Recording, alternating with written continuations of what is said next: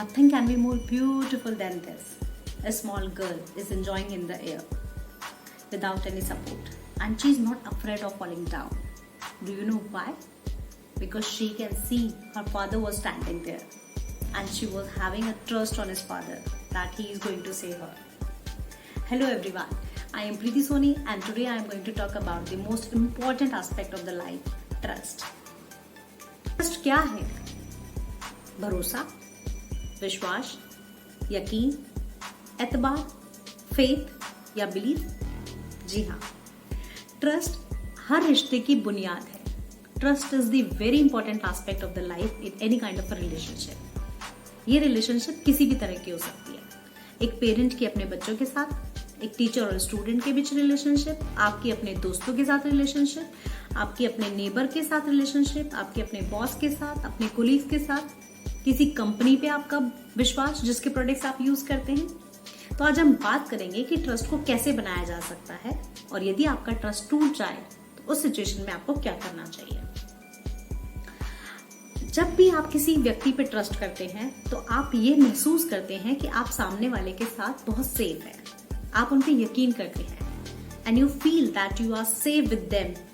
It can be physically और emotionally as well. So how can we build trust? Trust can be built by two types. One is natural trust. आपका जो अपने parents के साथ जो भी trust होता है, अपने भाई बहनों के साथ जो ट्रस्ट होता है, वो एक नेचुरल ट्रस्ट है. You have the blood relationship with them, तो आपका उन पे भरोसा रहता है कि वो आपको कभी कोई नुकसान नहीं होने देंगे, वो हमेशा आपका अच्छा सोचेंगे. And the other trust is which can be built by the time. जो आप खुद बनाते हैं, जो रिश्ते आप खुद बनाते हैं अपने दोस्तों के साथ, कंपनी के साथ, नेबर्स के साथ और भी किसी के साथ, उन पे विश्वास समय के साथ बढ़ता जाता है और समय के साथ ही अचीव किया जा सकता है.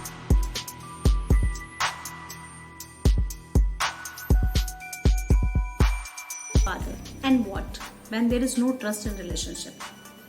जहां पे बट आ जाता है. So there is insecurity, there is a fear of cheating, and there is misunderstanding in relationship. और फिर धीरे धीरे वो रिलेशनशिप एग्जिस्ट नहीं करता, खत्म हो जाता है. लेकिन वो रिश्ता आपको क्या दे जाता है? Depression, anxiety, anger, stress, and then the very bad step that is suicide. क्या आपने कभी सुना है कि किसी ने सुसाइड इसलिए कर लिया बिकॉज उसे मर्सिडीज नहीं मिली? Not possible. लेकिन आपने जरूर सुना होगा किसी ने सुसाइड इसलिए कर लिया बिकॉज उसका अपने रिश्ते पे से भरोसा उड़ गया था, उसे धोखा मिल गया था. सो इन दैट केस क्या हमारी जिंदगी इतनी आसान है कि किसी ने हमारा भरोसा तोड़ दिया और हम सुसाइड कर लें, जिंदगी के आगे हार मान लें? जी नहीं. So what we can do, I will share you some ideas what you can do when your trust is broken. Your trust is broken. Number 1, because someone has done a promise with you and they are not going with their words. Number 2, you are being replaced by someone after all of so many efforts and loyalty you've done in the relationship, but still you are replaced by someone. And number 3, your efforts and contribution are not at all required in someone's life. Then what will you do? You'll start crying and you'll start blaming yourself that you are the culprit. No, this is not the way.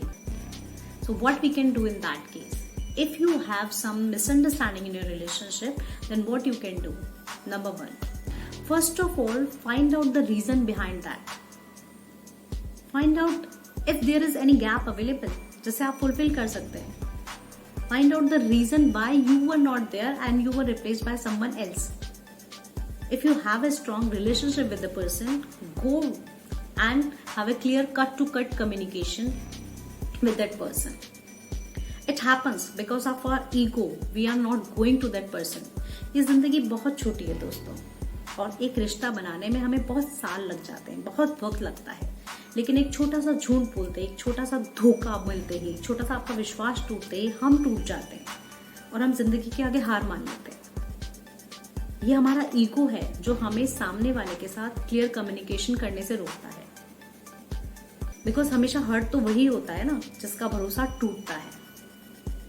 सामने वाला तो भरोसा trust तोड़ के निकल जाता है, लेकिन कई बार जिंदगी में ऐसा भी होता है कि सामने वाला किसी गलती के कारण, किसी मिसअंडरस्टैंडिंग के कारण आपका भरोसा तोड़ देता है और वो इतना शर्मिंदा होता है कि वो आपसे बात करने के लिए तैयार नहीं होता।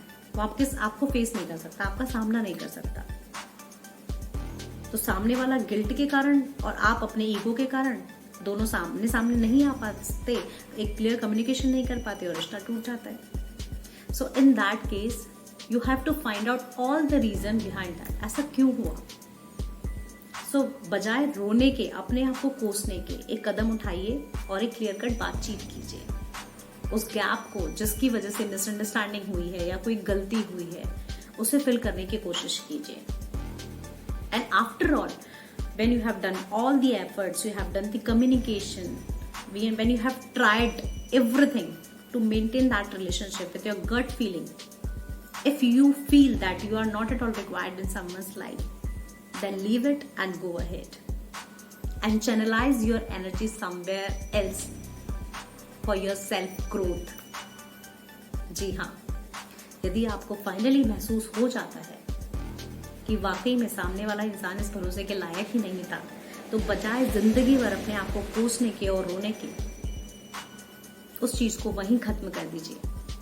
ये जिंदगी बहुत छोटी और बहुत खूबसूरत है दोस्तों। सिर्फ किसी एक के धोखे से हमें इसे बर्बाद नहीं करना है। And trust me, when there is any gap in the relationship because of your and, don't hesitate, don't feel shy, don't let your ego to come in between and spoil the relationship. Please don't do that. Take a step forward to maintain that relationship so that the other day you will not regret with your life कि काश मैंने कोशिश की होती। So हमेशा हर रिश्ते को बचाने के लिए अपने ईगो को साइड में रखकर कोशिश कीजिए, और यदि वो रिश्ता नहीं बचता है तो जिंदगी में आगे बढ़िए। और भी बहुत सी खूबसूरत चीजें हैं, उन्हें एंजॉय कीजिए, बजाय इसके कि एक छोटी सी चीज के कारण आप डिप्रेशन का शिकार हो जाए और जिंदगी के आगे हार मान लें। Thank you so much.